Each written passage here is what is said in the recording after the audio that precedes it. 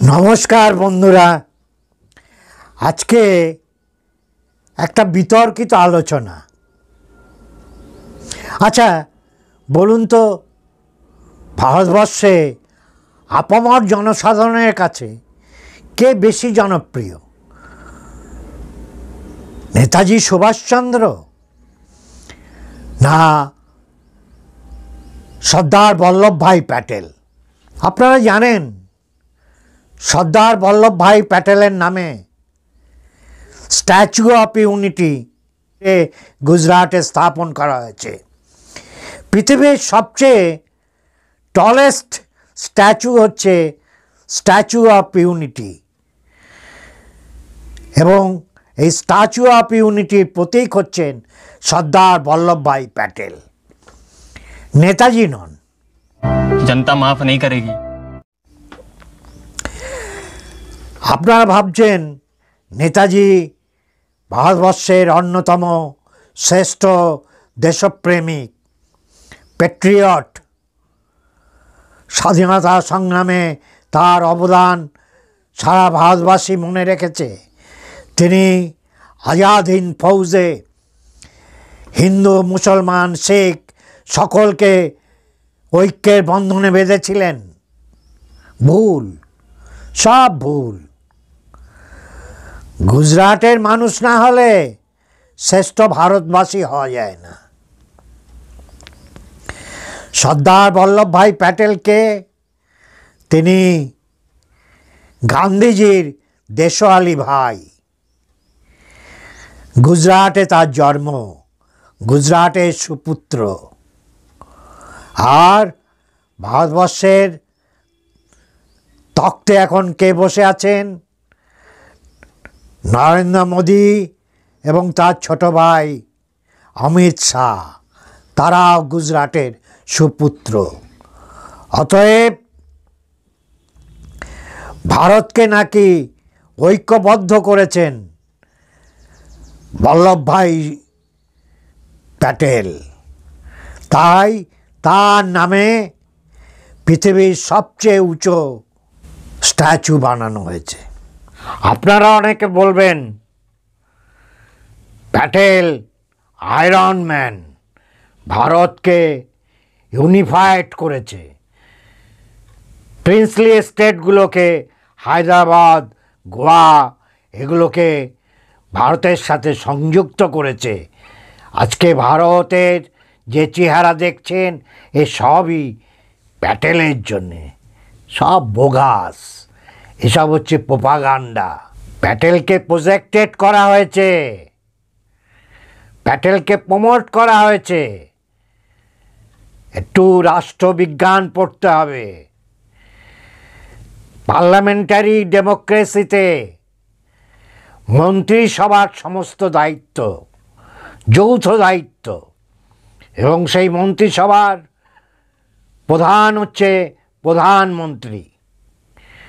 অতএব যে সিদ্ধান্ত নেওয়া হয়েছে সেটা স্বরাষ্ট্রমন্ত্রী বা ডেপুটি প্রাইম মিনিস্টার হিসেবে প্যাটেল নেননি, সেটা নিয়েছে মন্ত্রিসভা, যার নেতা হচ্ছেন প্রধানমন্ত্রী। অতএব যদি প্রশংসা করতে হয় তাহলে সেই মন্ত্রিসভার প্রশংসা করতে হবে, প্রশংসা করতে হবে মন্ত্রিসভার প্রধানমন্ত্রীর। একজন মন্ত্রী কোনো সিদ্ধান্ত এককভাবে নিতে পারে না, এটাই সবাই ভুলে যায়, হই হই করছে। আরে প্যাটেল আয়রন ম্যান, প্যাটেল সমস্ত প্রিন্সলি স্টেটগুলোকে ভারতের সাথে যুক্ত করেছে কঠোর হাতে। আরে এগুলো সব মন্ত্রিসভার সিদ্ধান্ত, প্রধানমন্ত্রীর নেতৃত্বে এই সিদ্ধান্তগুলো নেওয়া হয়েছে। অতএব ভালো কাজ করলে সেটা মন্ত্রিসভার যৌথ দায়িত্ব, যৌথ কৃতিত্ব, এবং মূলত প্রধানমন্ত্রীর দিকেই সেই প্রশংসাটা যাবে। আর খারাপ কাজ করলেও মন্ত্রিসভার দায় সেটা, এবং প্রধানত প্রধানমন্ত্রীকে সেই দায় নিতে হবে। কোনো ইন্ডিভিজুয়াল মন্ত্রী এই সমস্ত কৃতিত্বের দাবি করতে পারেন না।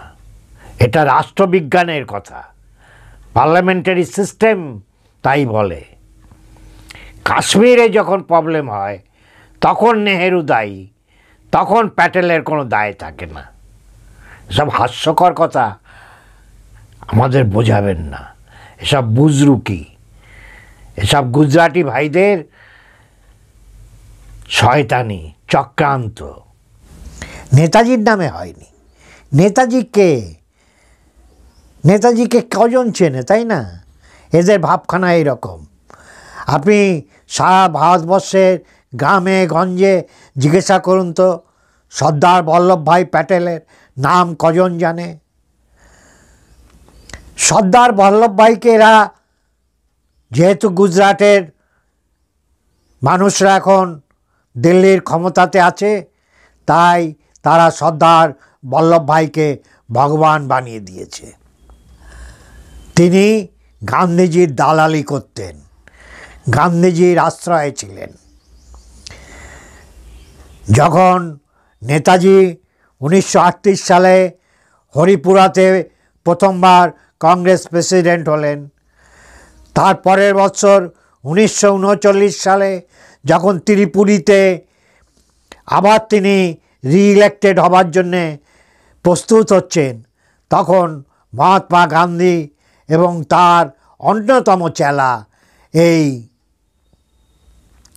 সর্দার বল্লভভাই প্যাটেল তীব্র বিরোধিতা করে এবং নানাভাবে নেতাজির নামে কুৎসা ছড়াতে থাকে। সেই ইতিহাস আপনারা জানেন। পট্টাভাই সীতারামনকে নেতাজি বিরুদ্ধে দাঁড় করিয়ে দেওয়া হলো গান্ধীর নেতৃত্বে। তা সত্ত্বেও, এত বিরোধিতা সত্ত্বেও ত্রিপুরা কংগ্রেসে দ্বিতীয়বারের জন্যে নেতাজি ইলেক্টেড হলেন। কিন্তু হাইকমান্ডের বিরোধিতা, যার নেতৃত্বে গান্ধীজি এবং সর্দার বল্লভভাই এমন বিরোধিতা শুরু করলেন যে বাধ্য করা হলো নির্বাচিত প্রেসিডেন্টকে পদত্যাগ করতে। এবং এই গণতন্ত্র হত্যা, কংগ্রেসের এই গণতন্ত্র হত্যার শুরুটা এখান থেকে। তারপরে এই 30-40 বছর দেশ শাসন করেছে গণতন্ত্রর গলা টিপে ধরে। আমরা বিস্মৃত জাতি, আমরা নেতাজিকে যোগ্য সম্মান দিতে পারিনি। মোদি যখন গুজরাটের মুখ্যমন্ত্রী ছিলেন, তখনই তিনি বল্লভভাইয়ের স্ট্যাচু স্থাপনের সিদ্ধান্ত নেন। পরে প্রধানমন্ত্রী হিসেবে তিনি সেটার উদ্বোধন করেন। পশ্চিমবঙ্গের রাজ্য সরকার, সে বামপন্থী হোক, কংগ্রেস হোক, তৃণমূল হোক, আমরা তো নেতাজির জন্যে সেভাবে কোনো স্মারক তৈরি করতে পারলাম না। আমাদের সেই সদিচ্ছাই নেই। শুধু একটা কেন্দ্রীয় ছুটির জন্যে আমরা আবেদন করি প্রতি বৎসর যে নেতাজির জন্মদিন সর্বভারতীয় ছুটি ঘোষণা করা হোক। এই হচ্ছে আমাদের মুখ্যমন্ত্রীর আবেদন। কিন্তু নেতাজির মূর্তি স্থাপনের জন্য স্ট্যাচু অফ লিবার্টি যেমন নিউ ইয়র্কে আছে, সেই রকম স্ট্যাচু অফ ফ্রিডম, সেরকম একটা স্ট্যাচু নেতাজির নামে আমরা স্থাপন করতে পারি না ময়দানে? পারিনি। আমাদের সেই সদিচ্ছা নেই। তিনি সব সময় নেতাজিকে অপমান করে গেছেন।